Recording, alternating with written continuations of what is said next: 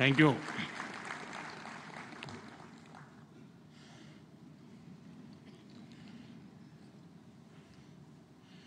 केंद्र में मेरे सहयोगी राम मोहन नायडू जी, मुरलीधर मोहोल जी, आईआईटी बोर्ड ऑफ गवर्नेंस के चेयरमैन पीटर एल्बर्स जी, आईआईटी के डायरेक्टर जनरल विली वॉम्सी, इंडिगो के मैनेजिंग डायरेक्टर राहुल भाटिया जी, अन्य सभी महानुभाव, देवी और सज्जनों, आईआईटी की 81st एनुअल जनरल मीटिंग और वर्ल्ड एयर ट्रांसपोर्ट समिट में मैं आप सब अतिथियों का भारत में स्वागत करता हूं, आपका अभिनंदन करता हूं। ये कार्यक्रम 4 दशक बाद भारत में हो रहा है। इन 4 दशकों में भारत में बहुत कुछ बदल चुका है। आज का भारत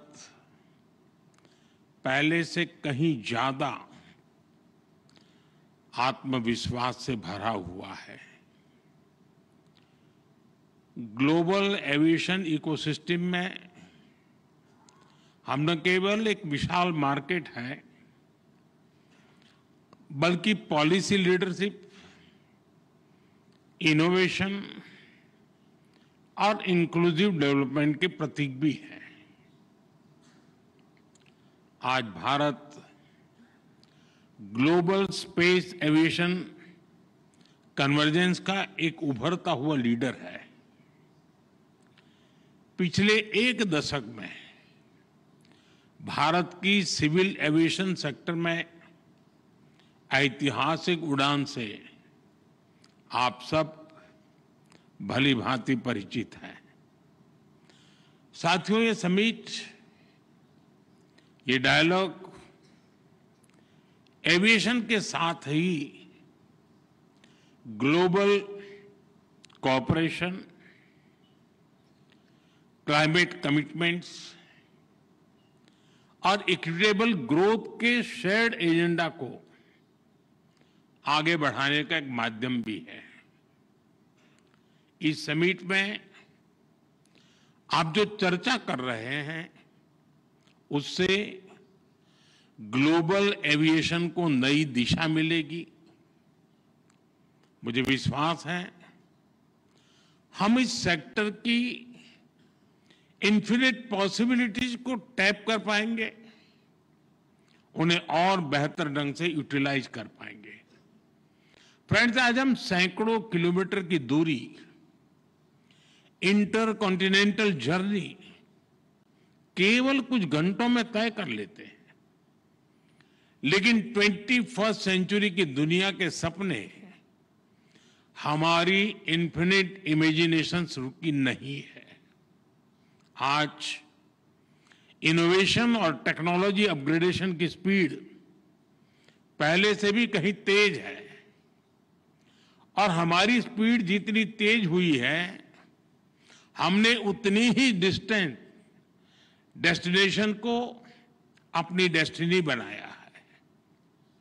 आज हम एक ऐसे मुकाम पर खड़े हैं जहां हमारे ट्रैवल प्लान केवल धरती के शहरों तक सीमित नहीं है। इंसान आज स्पेस फ्लाइट्स और इंटरप्लेनेटरी यात्राओं को भी कमर्शलाइज करने, उसे सिविल एविएशन के लिए खोलने के सपने देख रहा है। ये बात सही है कि इसमें अभी समय है, लेकिन ये बताता है कि आने वाले समय में एविएशन सेक्टर कितने बड़े ट्रांसफॉर्मेशन और इनोवेशन का केंद्र बनने वाला है। भारत इन सभी संभावनाओं के लिए तैयार है। मैं इसका आधार भारत में 3 मजबूत पिलर्स के कारण बता रहा हूं। पहला, भारत के पास मार्केट है। ये मार्केट मात्र कंज्यूमर्स का समूह नहीं है, ये भारत की एस्पिरेशनल सोसाइटी का प्रतिबिंब है। दूसरा, टेक्नोलॉजी और इनोवेशन के लिए हमारे पास डेमोग्राफी और टैलेंट है। हमारे युवा नए दौर के इनोवेटर्स हैं जो आर्टिफिशियल इंटेलिजेंस, रोबोटिक्स और क्लीन एनर्जी जैसे क्षेत्रों में ब्रेक थ्रू ला रहे हैं। तीसरा, हमारे यहां इंडस्ट्री के लिए ओपन और सपोर्टिव पॉलिसी इकोसिस्टम है। इन तीनों सामर्थ्य के दम पर हमें मिलकर भारत के एविएशन सेक्टर को नई ऊंचाई पर लेकर जाना है। फ्रेंड्स, बीते वर्षों में भारत ने सिविल एविएशन के क्षेत्र में एक अभूतपूर्व परिवर्तन देखा है। आज भारत दुनिया का तीसरा सबसे बड़ा डोमेस्टिक एविएशन मार्केट है। हमारी उड़ान योजना की सक्सेस इंडियन सिविल एविएशन का एक गोल्डन चैप्टर है। इस योजना के तहत 15 मिलियन से ज्यादा यात्रियों को सस्ती एयर ट्रैवल की सुविधा मिली है। कई नागरिक पहली बार हवाई सफर कर पाए हैं। हमारी एयरलाइंस भी लगातार डबल डिजिट ग्रोथ हासिल कर रही है। भारत और विदेशी एयरलाइंस को मिलाकर हर साल करीब 24 करोड़ यात्री, 240 मिलियन पैसेंजर्स हमारे यहां उड़ान भरते हैं। यानी दुनिया के ज्यादातर देशों की टोटल पॉपुलेशन से भी कहीं ज्यादा। और 2030 तक ये संख्या 50 करोड़ 500 मिलियन पैसेंजर तक पहुंचने की संभावना है। आज भारत में 3.5 मिलियन मैट्रिक टन सामान एयर कार्गो से ट्रांसपोर्ट होता है। इस डेकेड के अंत तक ये भी बढ़कर 10 मिलियन मैट्रिक टन तक पहुंचने वाला है। साथियों, ये केवल आंकड़े नहीं है, ये नए भारत के पोटेंशियल की एक झलक है और भारत अपने इस पोटेंशियल को मैक्सिमाइज करने के लिए फ्यूचरिस्टिक रोडमैप पर काम कर रहा है। हम वर्ल्ड क्लास एयरपोर्ट इंफ्रास्ट्रक्चर में इन्वेस्ट कर रहे हैं। जैसा नायडू जी ने बताया, 2014 तक भारत में 74 ऑपरेशनल एयरपोर्ट थे। आज इनकी संख्या बढ़कर 162 हो चुकी है। इंडियन कैरियर्स ने 2000 से ज्यादा नए एयरक्राफ्ट के लिए ऑर्डर दिए हैं और ये तो अभी शुरुआत है। भारत का एविएशन सेक्टर एक ऐसे टेक ऑफ पॉइंट पर खड़ा है जहां से उसे लंबी और सबसे ऊंची उड़ान भरनी है। और ये उड़ान केवल भौगोलिक सीमाओं को पार नहीं करेगी, बल्कि ये दुनिया को सस्टेनेबिलिटी, ग्रीन मोबिलिटी और इक्विटेबल एक्सेस की दिशा में भी ले जाएगी। फ्रेंड्स, आज हमारे एयरपोर्ट्स की हैंडलिंग कैपेसिटी हर साल 500 मिलियन यात्रियों तक पहुंच चुकी है। भारत आज दुनिया के उन गिने चुने देशों में है जो टेक्नोलॉजी के जरिए यूजर एक्सपीरियंस के नए स्टैंडर्ड सेट कर रहा है। हम सेफ्टी, एफिशिएंसी और सस्टेनेबिलिटी पर भी उतना ही फोकस कर रहे हैं। हम सस्टेनेबल एविएशन फ्यूल्स की ओर बढ़ रहे हैं, ग्रीन टेक्नोलॉजीज में निवेश कर रहे हैं, कार्बन फुटप्रिंट्स घटा रहे हैं। हम प्रोग्रेस और प्लेनेट की सुरक्षा दोनों सुनिश्चित कर रहे हैं। साथियों, ये हमारे जो विदेशी अतिथि हैं, मेरा उनसे आग्रह है कि आप डीजी यात्रा ऐप के बारे में जरूर जानिएगा। डीजी यात्रा ऐप डिजिटल एविएशन का एक उदाहरण है। ये फेशियल वेरिफिकेशन टेक्नोलॉजी के माध्यम से एयरपोर्ट एंट्री से लेकर बोर्डिंग गेट तक सीमलेस यात्रा का कंप्लीट सॉल्यूशन है। कहीं कोई पेपर, डॉक्यूमेंट्स, आईडी दिखाने की जरूरत नहीं। मैं समझता हूं भारत के ये इनोवेशंस इतनी बड़ी पॉपुलेशन को बेहतर सर्विसेज देने के एक एक्सपीरियंस से ये कई देशों के काम आ सकता है। यह सिक्योर और स्मार्ट सॉल्यूशन का एक ऐसा मॉडल है जो ग्लोबल साउथ के लिए भी प्रेरणा बन सकता है। साथियों, भारत के तेजी से एक्सपांड कर रहे एविएशन सेक्टर के पीछे एक और बड़ा कारण है consistent reforms. Bharat global manufacturing hub बने, इसके लिए हम हर तरह से कदम उठा रहे हैं। इस साल के बजट में हमने मिशन मैन्युफैक्चरिंग घोषित किया है। इसी वर्ष हमने भारत की पार्लियामेंट में, जैसा नायडू जी ने अभी बताया, protection of interest in aircraft objects bill पारित किया है। इससे केपटाउन कन्वेंशन को भारत में कानूनी ताकत मिली है। अब एयरक्राफ्ट लीजिंग करने वाली ग्लोबल कंपनियों के लिए भारत में नया मौका खुल रहा है।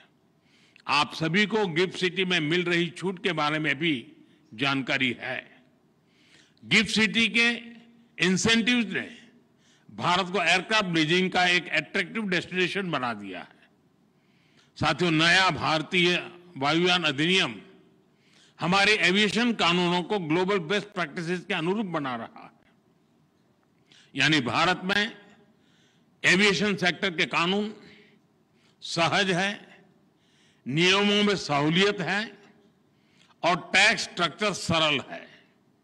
इसलिए दुनिया की बड़ी एविएशन कंपनियों के लिए भी भारत में निवेश के लिए एक बेहतरीन अवसर है। फ्रेंड्स, एविएशन सेक्टर में ग्रोथ का मतलब है नई उड़ान, नए रोजगार और नई संभावनाएं। एविएशन सेक्टर में pilots, crew, engineers, ground staff सभी के लिए नए मौके बने हैं। एक और नया सनराइज सेक्टर उभर रहा है, एमआरओ, यानी मेंटेनेंस, रिपेयर और ओवरहॉल। हमारी नई एमआरओ पॉलिसी से भारत को एयरक्राफ्ट मेंटेनेंस का ग्लोबल हब बना के इस दिशा में तेजी आई है। 2014 में भारत में 96 एमआरओ फैसिलिटीज थी। आज इनकी संख्या 154 हो चुकी है। 100% FDI under automatic rule, GST में कटौती, टैक्स रेशनलाइजेशन, ऐसे कदमों ने एमआरओ सेक्टर को नई ऊर्जा दी है। अब हमारा लक्ष्य है 2030 तक भारत को $4 बिलियन का एमआरओ हब बनाना। साथियों, हम चाहते हैं कि दुनिया भारत को सिर्फ एक एविएशन मार्केट नहीं, बल्कि एक वैल्यू चेन लीडर के रूप में भी देखें। डिजाइन से लेकर डिलीवरी तक Bharat global aviation supply chain का इंटीग्रल हिस्सा बन रहा है। हमारी दिशा सही है, हमारी गति सही है, इसलिए हमें विश्वास है कि हम तेजी से आगे बढ़ते रहेंगे। मेरा आग्रह है, मेक इन इंडिया के साथ सभी एविएशन कंपनियां डिजाइन इंडिया भी करें। साथियों, भारत के एविएशन सेक्टर का एक और मजबूत पक्ष है उसका इंक्लूसिव मॉडल। आज भारत में 15% से अधिक पायलट महिलाएं हैं। ये ग्लोबल एवरेज से 3 टाइम्स ज्यादा है। दुनिया भर में कैबिन क्रू में महिलाओं की औसत भागीदारी लगभग 70% है। हमारे यहां 86% है। भारत के एमआरओ सेक्टर में महिला इंजीनियरों की संख्या भी ग्लोबल एवरेज से आगे बढ़ रही है। साथियों, आज एविएशन सेक्टर का एक और की कंपोनेंट ड्रोन टेक्नोलॉजी है। भारत ड्रोन टेक्नोलॉजी को टेक्नोलॉजिकल एडवांसमेंट के लिए इस्तेमाल कर रहा है। साथ ही हमने इसे फाइनेंशियल और सोशल इंक्लूजन का एक टूल बनाया है। ड्रोन के जरिए हम महिलाओं के सेल्फ हेल्प ग्रुप्स को एम्पावर कर रहे हैं। इससे खेती में, डिलीवरी में, सर्विसेज में महिलाओं की भागीदारी बढ़ी है। साथियों, एविएशन में सुरक्षा को हमने हमेशा टॉप प्रायोरिटी पर रखा है। आईकाओ के ग्लोबल स्टैंडर्ड से भारत ने अपने नियमों को अलाइन किया है। हाल ही में आईकाओ की सेफ्टी ऑडिट ने हमारे प्रयासों को सराहा है।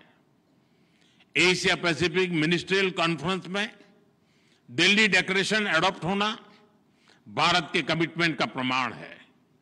भारत हमेशा ओपन स्काईज और ग्लोबल कनेक्टिविटी के समर्थन में खड़ा रहा है।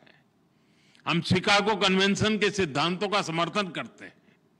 आइए हम मिलकर एक ऐसा फ्यूचर बनाएं जहां हवाई यात्रा सभी के लिए एक्सेसिबल, अफोर्डेबल और सिक्योर हो।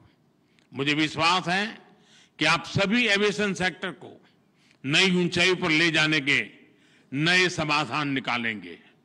मैं आपको अनेक अनेक शुभकामनाएं देता हूं। बहुत बहुत धन्यवाद।